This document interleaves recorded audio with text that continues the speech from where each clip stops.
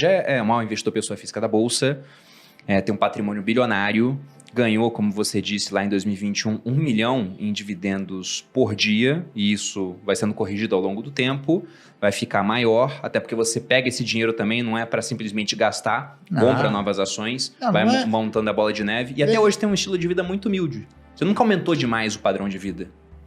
Não, porque eu tenho um padrão ótimo para as minhas pretensões. Tá entendendo? Discutir padrão de vida é um negócio interessante. Por exemplo, você tem aqueles que são escravos do ego, que são aqueles que controlam os egos, né? Eu controlo os egos, não sou escravo do ego. Então, aquele que é escravo do ego, ele, por exemplo, ele compra fogos de 100 mil reais, ele queima o dinheiro, eu não queimo. Tá entendendo? Uma coisa que eu achei até curiosa, você vinha para o escritório de metrô antes da pandemia? Não, eu vim muito tempo de metrô, porque era uma recomendação médica. Tá para caminhar, era isso? Para caminhar, para andar, né? E a única maneira que você tem de andar é ir até o metrô, vir, você se misturar com o povo, né? É que aí ela começou a me produzir de uma forma muito intensa e eu comecei a ficar com um problema. No metrô, eu falei, seu Márcio, eu quero tirar uma fotografia. Então, aí eu precisei... Fama tem seus preços. É isso aí. Mas foi até um ponto interessante você citar essa questão do INSS, porque há pouco tempo o pessoal da Portfel, que é a consultoria que a gente tem de investimento lá dentro do Grupo Primo, eles fizeram um post justamente pegando essa comparação entre você investir o seu dinheiro durante o período de 40 anos ou pagar a previdência pública durante 40 anos. E não é um ou outro, porque se você trabalha e não contribui com a Previdência, isso pode ser enquadrado até como crime de sonegação previdenciária. Então, é um imposto, você é obrigado a pagar. E aqui eles colocaram, né, a contribuição para o INSS de 350 ou investir 350 de maneira mensal em algo que tem uma taxa de retorno de 10% ao ano. E tem muita ação pagando 10% de dividendos agora durante esse período. Ou mais, né? Ou até mais. O resultado no INSS é que você, após 40 anos, iria se aposentar ganhando 3 mil ao mês.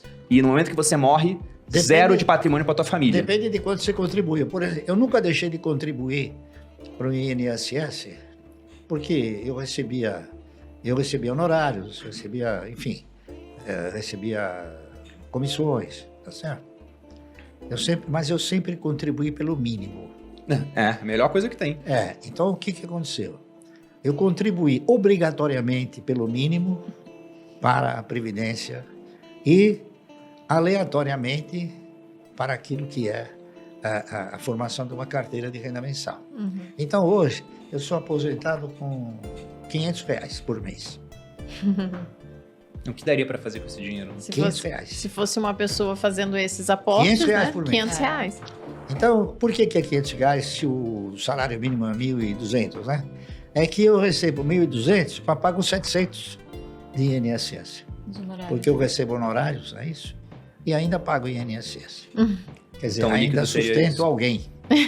Sustento a previdência de alguém. Não, e o que fica interessante nessa comparação que eles fizeram é que, olha, 350 por mês, durante 40 anos, você ganharia 3 mil pela Previdência. Mas no momento do falecimento, você tem zero de patrimônio acumulado. Então você não tem nada para deixar para sua família. Já investindo R$350 por mês ao longo dos 40 anos com 10% de retorno, você teria um patrimônio acumulado de 2 milhões. Nossa. E aí isso te gera uma certa renda, depende de como vai estar investindo, você vive daquela renda e no momento do falecimento você consegue ainda passar um patrimônio para sua família. Enquanto no INSS o patrimônio que você teria construído fica para o Estado no final das contas. Não, mas acontece que esse cidadão que fez essas previsões aí de 10% ao ano, ele foi muito modesto.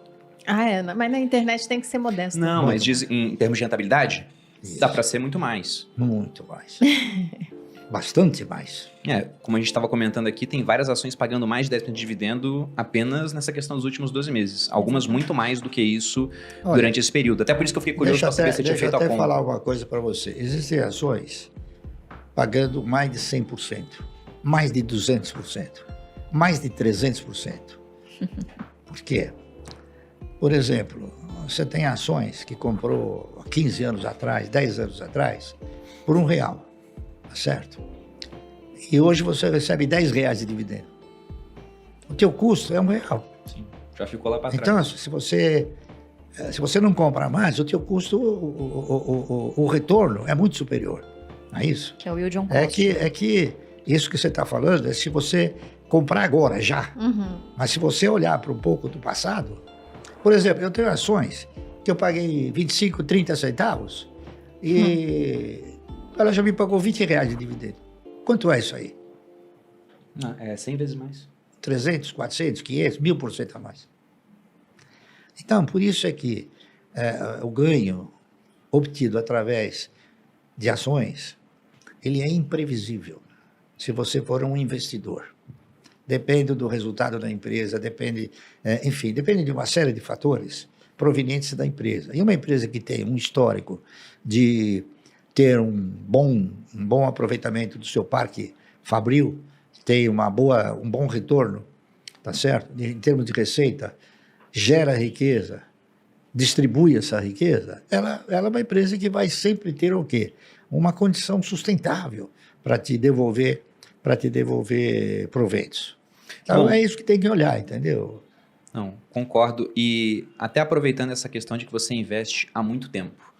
Se a gente colocar que você começou a investir na década de 70, então das 10 moedas que nós tivemos aqui no Brasil, que a gente já teve réis, mil-réis, cruzeiro, cruzeiro novo, cruzado novo. Novo cruzado, novo cruzeiro. E depois de um tempo nem imprimia mais a moeda, só carimbava a antiga.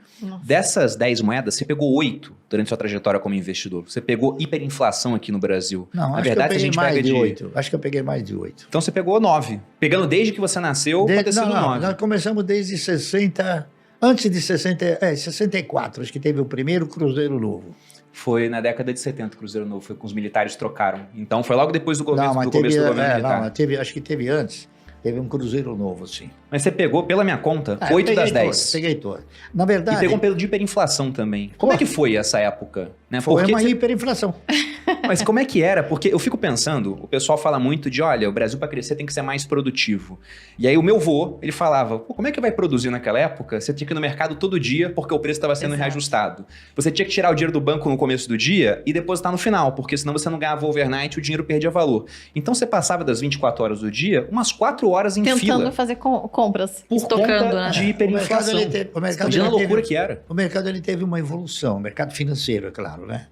Ele teve uma evolução. Quando se implantou a caderneta de poupança, o objetivo do Estado era retirar recursos do meio circulante, pagando um retorno ao cidadão. Então, se a memória não me trair, o primeiro intervalo de remuneração da caderneta de poupança era anual. Depois, ele passou a ser semestral. O cara tinha que deixar o dinheiro preso durante um ano para ganhar um retorno? Então. Por quê? Porque você tinha uma visão de investimento maior. Então, voltou para 6 meses. Por quê? Porque aquilo abreviou. O sentimento de ganho abreviou. Tá certo? Depois de 6 meses, passou para 3 meses. Depois de 3 meses para 1 mês. Entendeu? Então, foi uma regressão gradual, não foi... Então, por quê? Porque também a estrutura financeira do país, ela veio se maculando nessa questão da inflação gradualmente, não foi de repente. Tá entendendo? Era bom para o pessoal ansioso, que adora comprar e vender, comprar e vender. Não, mas aí no caso não era comprar e vender. Aí no caso era o seguinte, quando você aplica os seus recursos em um papel de renda garantida, certo? Qual é a sua expectativa? Você tem o sentimento de ganho, você quer ganhar, tá correto? Quando você compra uma ação, você não alimenta a mesma expectativa. Por quê? Porque você tem inúmeras orientações, principalmente pelo banqueiro, que vai quebrar, que não dá, que vai cair, que você vai ficar pobre, tá entendendo? Por quê? Porque ele aterroriza o cidadão dessa maneira para direcionar o cidadão para ele, para os recursos para ele. E foi o que aconteceu durante muitos anos. Eu não sei se você chegou a pegar, mas o Estado sempre fez um apelo sedutor ao indivíduo.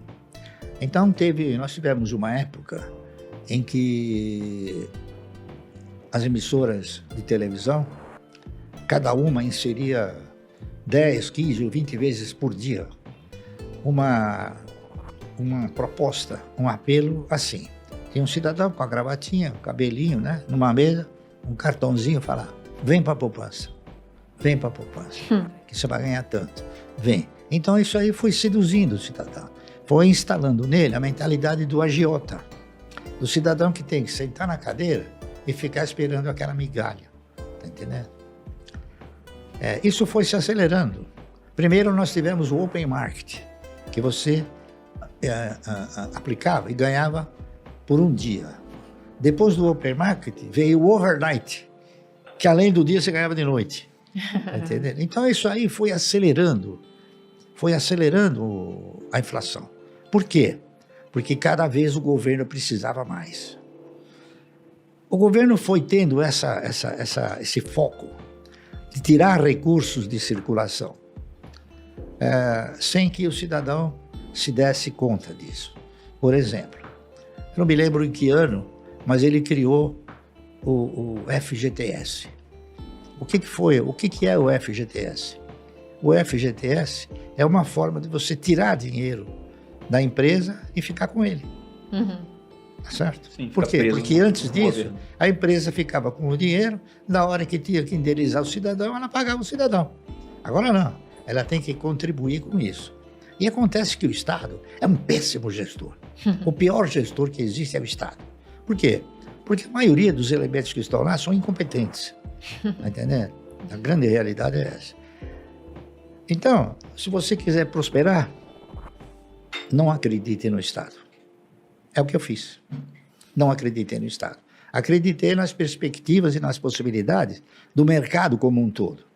E hoje, você escuta falar o seguinte, os planos. O país nunca teve um plano. O país teve conversões só, mas nunca teve um plano.